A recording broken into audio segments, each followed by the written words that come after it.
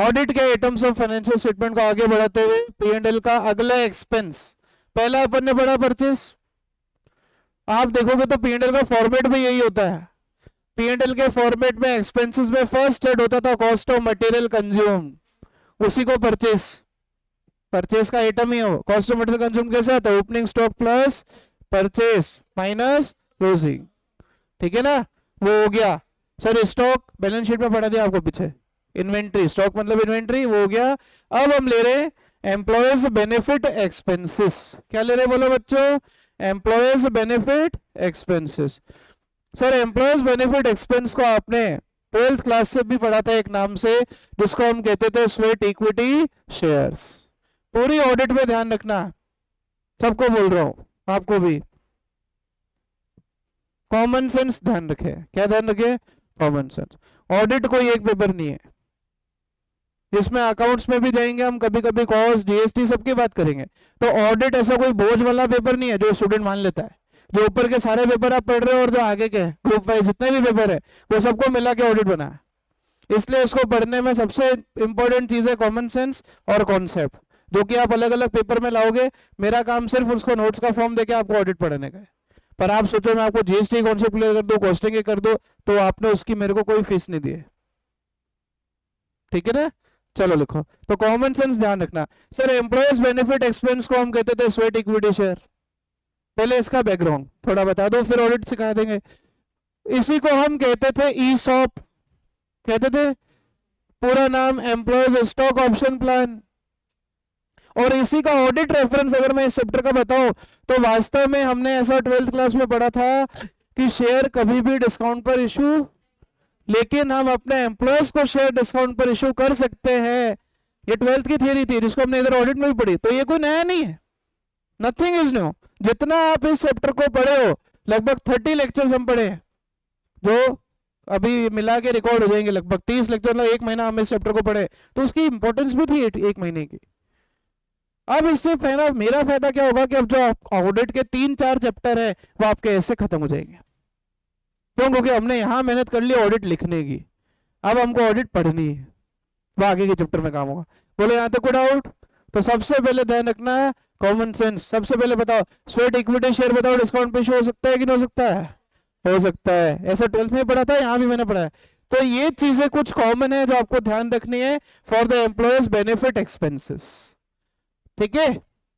तो अपने एम्प्लॉयज को हम काफी सारे बेनिफिट्स मिलते हैं। सर ये तो चलो स्वेट इक्विटी, बार बार वही एग्जांपल, और कुछ भी तो दो, पेंशन, ग्रेचुटी। टैक्स में पढ़ोगे आप, कहां पढ़ोगे? टैक्स में सैलरी में आएगा, सैलरी में सारे टैक्स ट्रीटमेंट आएंगे इसके, पीएफ, ग्रेचुटी, फिर पीएफ के अलग अलग टाइप होते हैं उसमें, जीपीएफ और ईपीएफ और एसपीएफ, सुपर एन्वेशन फंड।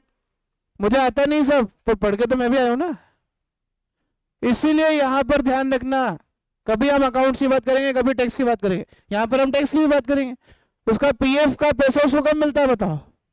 जब वो रिटायर हो रहा हो। तो जब रिटायर हो रहा हो उसमें फिर 2 चीजें होती है, एक कम्यूटेड पेंशन अलग चलती है, ठीक है। वो सारी बातें आप जब सैलरी में आगे जाएंगे तो पढ़ेंगे, उसकी ऑडिट अब हम यहां इस पेपर में सीख रहे हैं। लिखिए सबसे पहले definition, audit of employees benefit expenses.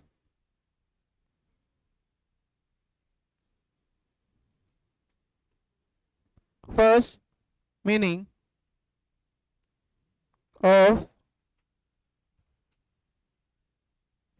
employees benefit expenses। इसको आप मान के चलो कि मान लो एक बाबूजी है, नाम ही बाबूजी, पर्सन का नाम ही क्या?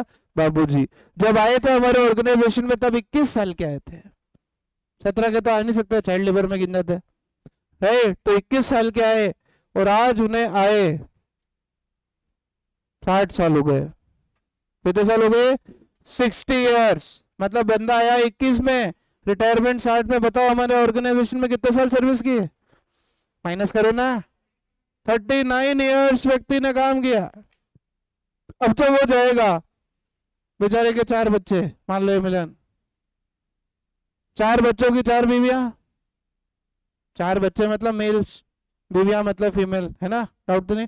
तो आओ, चारों बच्चे ना ले गए, चारों ने बोला पापा हमसे आपकी सेवा नहीं होते। जाओ, अब इस उम्र में या तो कोई किसी दूसरे को ढूंढ ले जहाँ ये घर जगह बन जाए, है ना। बीवी नहीं है मान लो, बीवी चली गई, ठीक है, स्वर्ग। तो अब बताओ, इमोशनल भी टॉर्चर, 4 बच्चे, चारों ने घर से निकाल दिया। अरे होता था अवतार मूवी देखना राजेश खन्ना जी की, है ना। फिर बागबान देखना आपके टाइम के, बागबान, खैर उसकी हिस्ट्री कुछ और भी थी। तो मुझे बताओ अभी मिलन कहाँ जाएगा।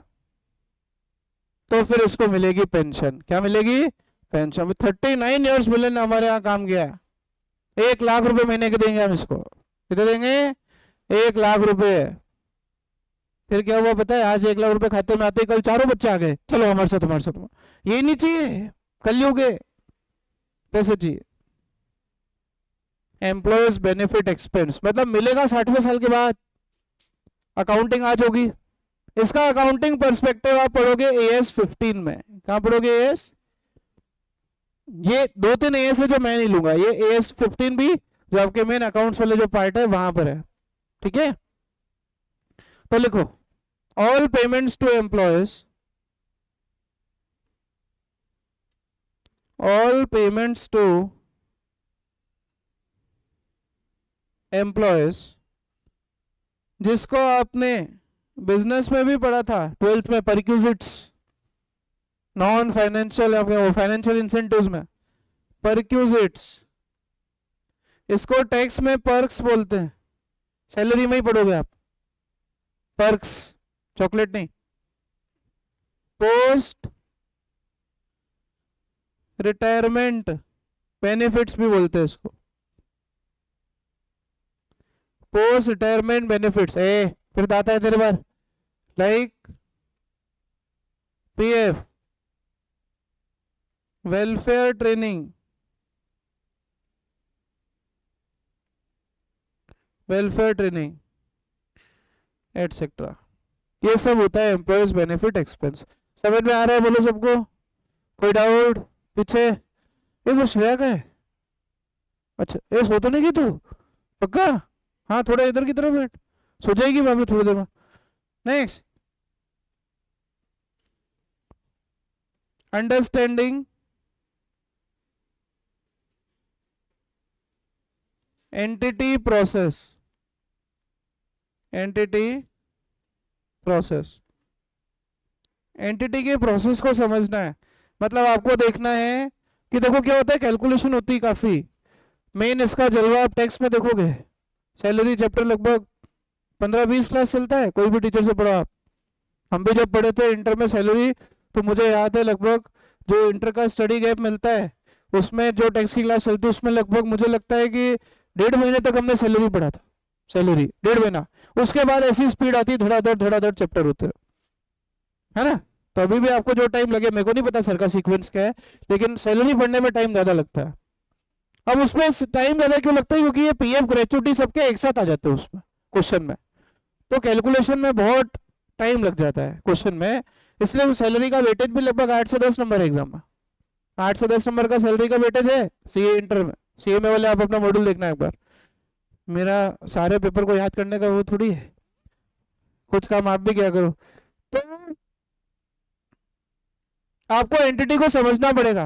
क्यों एंटिटी को क्यों समझना पड़ेगा? क्योंकि कुछ एंटिटी PF देती है, कुछ एंटिटी पेंशन देती है, कुछ एंटिटी पेंशन देती है, कुछ एंटिटी PF देती है। तो उस एंटिटी को तो समझ लो कि आप पास्ट में क्या बेनिफिट्स नॉर्मली देते हो। जैसे ग्रेचुटी की एक लिमिट होती है, अब टैक्स की अमेंडेड क्या है वो मेरे को याद नहीं है, मेरा काम ऑडिट है, तो वो अमेंडेड लिमिट से कम ग्रेचुटी एक्ट नहीं लगता है, उस लिमिट के ऊपर ही ग्रेचुटी एक्ट लगता है। तो आपको एंटिटी को समझना पड़ेगा कि इसको PF ग्रेचुटी में से क्या देना है और क्या नहीं देना है। समझ में आया? लिखिए, लिखो, test for effectiveness, test for effectiveness of controls. आपको क्या लगता है आज तक आप जो ये PF ग्रेचुटी सैलरी सब पढ़ोगे, ये सब क्या वहां पे काम एंट्री वाइज जैसे आप कैलकुलेटर से करते वैसे होता है? ये सारा काम आजकल ये सॉफ्टवेयर्स करते हैं, उनको चेक करना है आपको जिम्मेदारी है कि या सॉफ्टवेयर ने पीएफ की रेट सही ली है कि नहीं है, पेंशन सही अमाउंट, जो टैक्स का अमेंडमेंट है वो सारा सॉफ्टवेयर अपडेट है कि नहीं है। इसलिए सिर्फ सीए करना भी सफिशिएंट नहीं है। ऑडिट का किंग सीए, कॉस्ट ऑडिट का किंग सीएम है, लेकिन उसके लिए भी आपको आईटी कोर्सेज और करने पड़ेंगे, जो कि आपको वही सीए और सीएम इंस्टीट्यूट करवाएंगे आगे जाकर। ठीक है, तो सीए फाइनल पास करने इज नॉट अंत ऑफ योर पढ़ाई, अभी तक भी पढ़ना पड़ता है। ठीक है, लिखो। और जो पढ़े नहीं वो आउटडेटेड हो जाते हैं, उनके पास काम पैसा सब आना बंद हो जाता है धीरे धीरे सही होते हुए भी। Test for effectiveness of controls if effective, अगर कंट्रोल सही है, if effective reduce substantive testing, substantive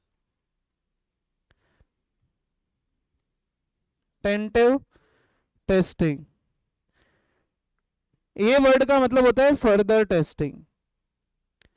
पूरी ऑडिट में ध्यान रखना वर्ड्स का खेल है, या कोई प्रोविजन नहीं है, कोई सेक्शन नहीं है जो आपको याद करना है, वर्ड्स याद करना है। ये वर्ड दिखे तो वो आपको इसका नंबर देगा वरना नहीं देगा। पूरी ऑडिट में सब्सटेंटिव टेस्टिंग का मतलब क्या होता है, फर्दर टेस्ट। मतलब पहले टेस्टिंग डे 1 पे करेंगे कि एंटिटी का पीएफ दे रही नहीं दे रही, फिर बाद में जब ऑडिट कंक्लूड कर रहे होंगे तब फिर टेस्टिंग करेंगे, उसको कहते हैं सब्सटेंटिव टेस्टिंग। फर्दर टेस्टिंग अपन क्या कहते हैं, सब्सटेंटिव टेस्टिंग। कोई डाउट? थर्ड पॉइंट लिखे, मेजरमेंट।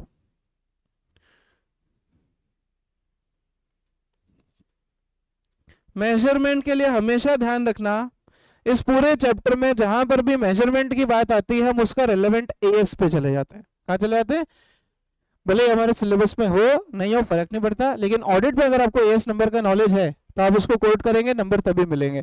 अभी मैंने ऊपर ही क्लियर करा था जब टॉपिक शुरू करा था कि एम्प्लॉयज बेनिफिट पर एएस कौन सा लगता है, 15। कौन सा एएस लगता है, 15। अब मैं बताऊं स्पष्ट, तो सीएम इंटर के एएस 15 नहीं है सिलेबस में, ठीक है, लेकिन ये सीए वालों के लिए है। लेकिन फिर भी अपने को अगर ध्यान आ जाए लिख देना, क्योंकि आपकी कॉपी सीए और सीए में दोनों में से कोई भी चेक कर सकता है। ठीक है ना, ये ध्यान रखना, एएस 15। नेक्स्ट लिखो, sample testing.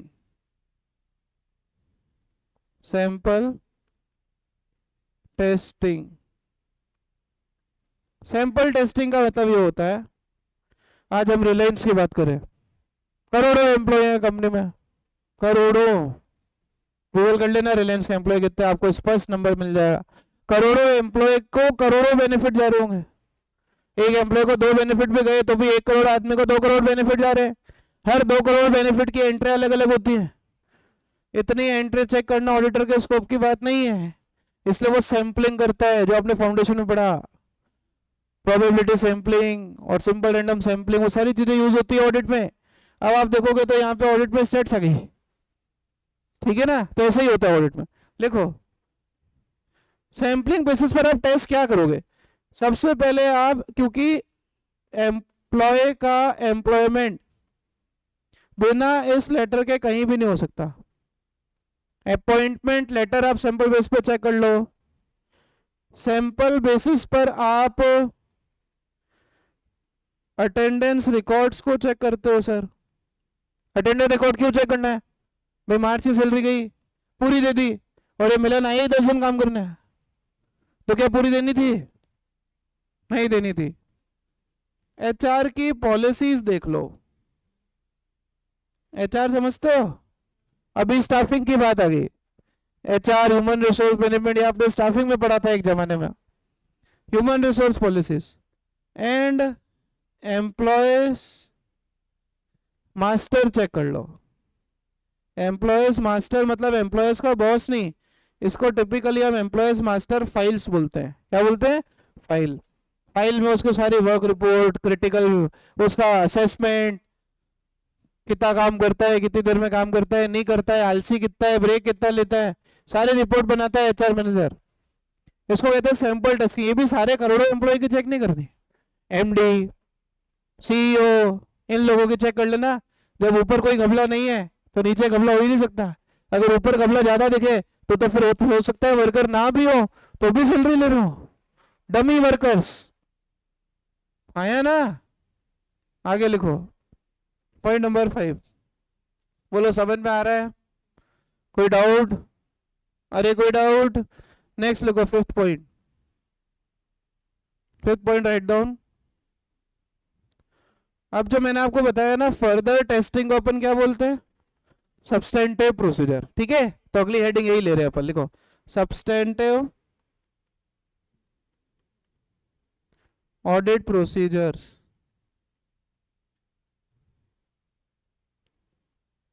Substantive audit procedure, देखो क्या क्या चेक करोगे? मंथली एक्सपेंसेस कि आप चेक करोगे रीजनेबलनेस। क्या चेक करोगे बोलो? रीजनेबलनेस। एंड उनको आप कंपेयर करोगे विथ प्रायर पीरियड्स। ठीक है सर, इस साल पीएफ में कंपनी ने 2 करोड़ रुपए डेबिट कर रखे हैं, मतलब पीएफ एक्सपेंस कितना बुक कर रखा है? 2 करोड़। और जब हमने एम्प्लॉयज की रिपोर्ट देखी तो हमको पता पड़ा 50% एम्प्लॉयज तो छोड़ चुके हैं काम, वो भी पिछला साल शुरू होने से पहले ही छोड़ चुके थे। मतलब आइडियली कंपनी को पीएफ का पैसा तो दिए ही आधे एम्प्लॉयज को होगा, तो एक्सपेंस डबल कैसे हो गया? फ्रॉड। क्या बोलो? फ्रॉड। आया ना? खर्चे ज्यादा दिखाओ तो इनकम कम, तो इनकम टैक्स कम। इनकम टैक्स कम मतलब जीएसटी में भी आप सेल्स को क्या दिखाओगे? 12 बज गई ना? फ्रॉड हो गया। सरकार छोड़ेगी? ऐसे चोरों को सरकार छोड़ेगी क्या? वो बात अलग है कि हमसे बड़े चोर वहां बैठे पार्लियामेंट में, पर क्या पिटता तो गरीब आदमी ही है, और काम आपका है ऑडिटर का ये सब ढूंढना, नहीं तो पहले आप जेल चले जाओगे विजय माल्या के सीए जैसे। पीडब्ल्यूसी was the auditor of Vijay Mallya. Vijay Mallya कौन है वो तो याद है? भगोड़ा देश का सबसे बड़ा ऑडिटर जेल में, और खुद वहां मस्त रह रहे हैं अभी इंग्लैंड में, मस्त पार्टी वार्टी। वो जेल में गए क्या? ला नहीं सकती गवर्नमेंट हमारी कोई भी हो, भागे किसी और के समय थे। आज जो है 15 साल तक के वही है, वो लाए क्या? वो भी नहीं ला पा रहे। ऐसे थोड़ी आ जाएंगे। आपके आईपीएल और बचे हुए जो सराफा बजा रहे हैं ये सब क्या ऐसे थोड़ी चल रहा है? वह आप जाके आगे सीखोगे, अभी खैर वो समझा भी नहीं पाऊंगा मैं। बोलो यहाँ तक को डाउट? मंथली एक्सपेंस को आप कंपेयर करेंगे with the periods prior periods and with industry trends, and with industry trend versus records, and with industry trend versus records. हमारी सबसे कॉम्पिटिटर कंपनी में 200 एम्प्लॉय हैं और उसका पीएफ का खर्चा साल का 1 करोड़ है मान लो, और हमारी कंपनी में जो कि हम सबसे बड़े कॉम्पिटिटर नहीं है उसमें कॉम्पिटिटर में 200 एम्प्लॉय और 1 करोड़ का पीएफ, हमारी कंपनी में हमने दिखा रखे 400 एम्प्लॉय और 10 करोड़ का पीएफ। हो सकता है भाई? अगर तुम इतने बड़े ही हो तो तुम मालिक क्यों नहीं हो? फिर तुम लीडर क्यों नहीं हो? जो लीडर है उसके वहां 200 एम्प्लॉयज और 1 करोड़ का पीएफ साल का, आपके यहाँ साल के 400 एम्प्लॉय और 10 करोड़ का पीएफ, फिर भी आप बड़े नहीं हो पे? शक जाएगा यहाँ पे। क्या जाएगा? शक। इसको हम कहते हैं, हाँ जी, इंडस्ट्री ट्रेंड्स वर्सेस रिकॉर्ड्स। मतलब जो अकाउंट्स में देखा है 400 एम्प्लॉय, इंडस्ट्री ट्रेंड में टॉप इंडस्ट्री के पास कितने एम्प्लॉय थे? 200। यहां पर क्या हो जाएगा? फ्रॉड हो जाएगा। बोलो कोई डाउट? समझ में आ रहा है? ये 5 पॉइंट क्लियर है? आगे चलो, नेक्स्ट लिखो इंटरनल कंट्रोल्स। नेक्स्ट लिखेंगे सर, बहुत समय अभी, चिंता मत कर। इंटरनल कंट्रोल्स लिखो 55 तक है, लिखो ली इंटरनल कंट्रोल्स। सैलरी पे करना चेक से होगा, ऑफिस स्टाफ होगा, ऐसे थोड़ा ना स्टाफ आया गले में हाथ डाला, गल्ला यू अंडरस्टैंड कॉमन भाषा, गल्ला गल्ला है ना, गले में आया, ये मिलन आया हमारे यहाँ काम करता है, जितने गले में पैसे थे सब ले गया, बोले हाँ मैंने मेरी सैलरी ले ली। फिर ये प्रिंस आया वो ले गया, जब रोमिल सर आए गले में कुछ है ही नहीं। बताओ सैलरी देना किसका काम है यहाँ? अरे रोमिल सर तो आपकी सारी फीस ले जाते हैं, सैलरी देना ऑफिस में कौन है? उनका काम है, इसलिए कुछ भी हो उनको कभी नाराज हम नहीं करते। सैलरी तो वही देंगे ना, अभी आएगी मार्च की तो, है ना। तो इंटरनल कंट्रोल है, पैसा सारा कौन ले जाता है? रोमिल सर। सैलरी कौन देता है? ताकि किसी स्टाफ ने कितनी छुट्टी रखी उसका कंट्रोल क्या रोमिल से रखेंगे? वो इतने फ्री है, मतलब काम नहीं उनके पास, उसका रिकॉर्ड कौन रखेंगे? रिमी मैडम। और सैलरी कौन देगा? रिमी मैडम। लेकिन उस अमाउंट को अप्रूव कौन करेगा? हाँ कि दे दो, नहीं तो ज्यादा छुट्टी तो डिडक्ट। ठीक है, लिखो अटेंडेंस रिकॉर्ड्स देखे जाते हैं इसमें।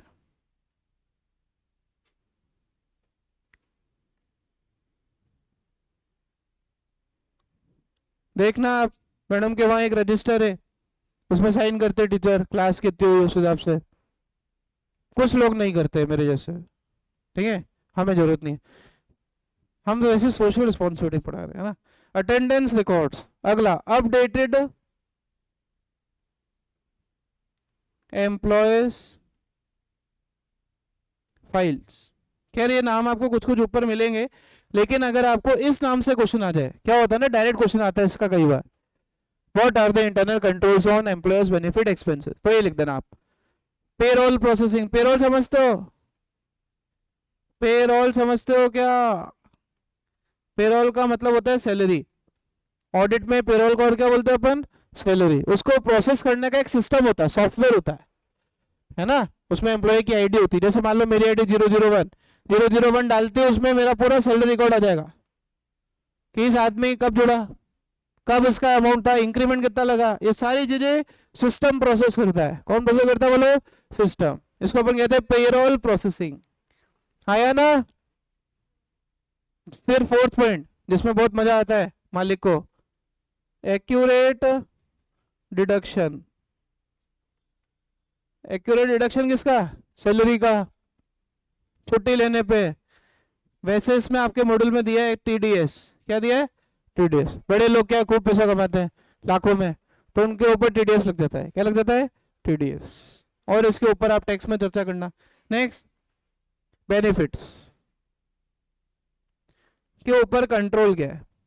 बेनिफिट में वही सारे, ग्रेचुटी मतलब लीव, बोनस, ग्रेचुटी, लीव और बोनस। ऐसे सॉफ्टवेयर एप्लीकेबल का होगा तो ऐसे टिक लगा देगा, gratuity applicable, leave applicable, bonus मान लो नहीं देना तो ऐसे कट हो जाएगा उस पर, जो कट वो डिडक्शन, है ना।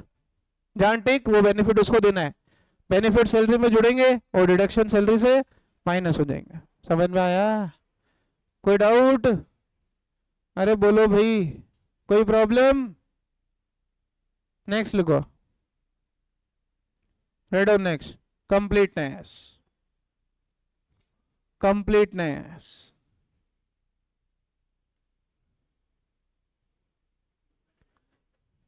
यस। क्या नाम था बेटा आपका? नई स्टूडेंट तनिषा। कल आपने कंप्लीटनेस का मीनिंग पढ़ा था उस वीडियो में? क्या होता है कंप्लीटनेस का मीनिंग? जो भी हिंदी में बोल दो, कोई बात। कंप्यूटेड होना चाहिए, कैलकुलेशन सही होनी चाहिए, और कुछ? बस? Yes anybody else? सब बोल दिया इन्होंने कि कुछ और बाकी है?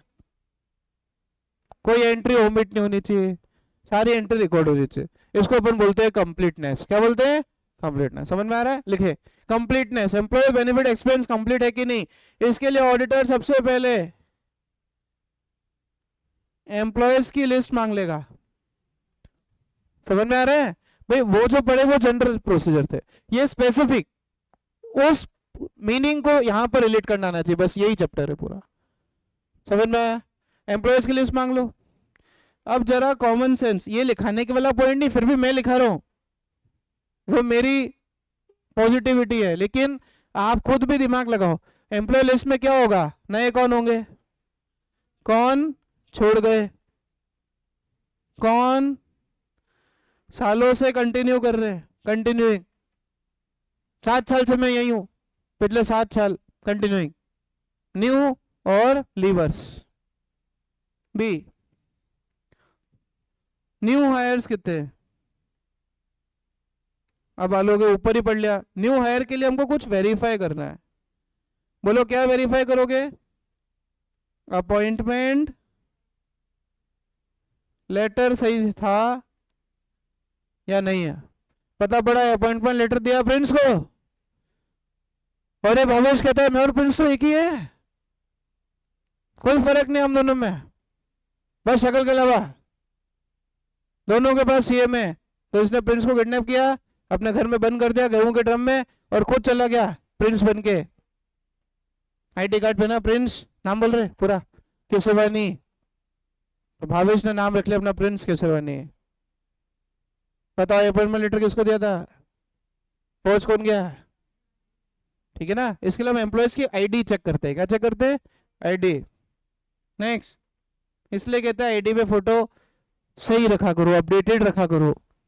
यहाँ तो हालत ये कि रजिस्ट्रेशन में बच्चा अपनी फोटो देता है जो 5th क्लास में कभी खिंचाई थी, 4th क्लास में, CA के रजिस्ट्रेशन में। मतलब मैं तो बिल्कुल मतलब कभी रजिस्ट्रेशन किया मैंने, बाप रे, एक बच्चे ने तो अपनी ऐसी फोटो भेजी कि जैसे वो CA नहीं 1st क्लास में एडमिशन ले रहा हो। होंगे आप में भी एक आधे दो ऐसे ही होंगे। और वो कमाल की बात है कि वो आईडी पे फोटो आज भी वही है, मतलब आप खुद भी अगर वो पहचान लो ना तो आपके अलावा कोई और पहचान नहीं सकता, जिन्होंने आपको बचपन से देखा है वो आपको पहचान नहीं सकता है। तो भी देखो आप भारतीय हैं, क्या करें। अपडेटेड आईडी रखो अपना, कम से कम एक, है ना। जिस दिन मेंबर बन जाओ उस दिन अपनी नई फोटो खिंचाओ उस वक्त की अपीयरेंस में, और उसका नया आईडी बनवाओ। ज्यादा नहीं, 1000-2000 रुपए लगते हैं एक आईडी को अपडेट करने में, वो भी हायर एंड बोल रहा हूँ, कुछ तो फ्री हो जाते हैं वेबसाइट पे जाके। नेक्स्ट, रिजाइंड अगर किसी एम्प्लॉय ने किया है, रिजाइन कर देते कई लोग। Verify full and final settlement. Arpit, settlement तो जो सोच रहा है वो नहीं, उसका सैलरी प्रॉपर निकाल लिया, उसको दे दिया कि नहीं दिया, कि कम दिया कि ज्यादा दिया, इसको सेटलमेंट बोलते हैं। क्या बोलते हैं बोलो, सेटलमेंट।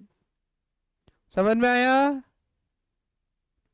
और देखो क्या है ना, ये जो AS15 है ना बेटा, जिसका जिक्र मैंने 2-3 बार कर लिया है, ये AS15 क्या कहता है, कुछ भी नहीं। अगर एक लाइन में बोलूं तो AS15 ये बोलता है, वैसे मेरा पार्ट नहीं पर मैं बोल देता हूँ।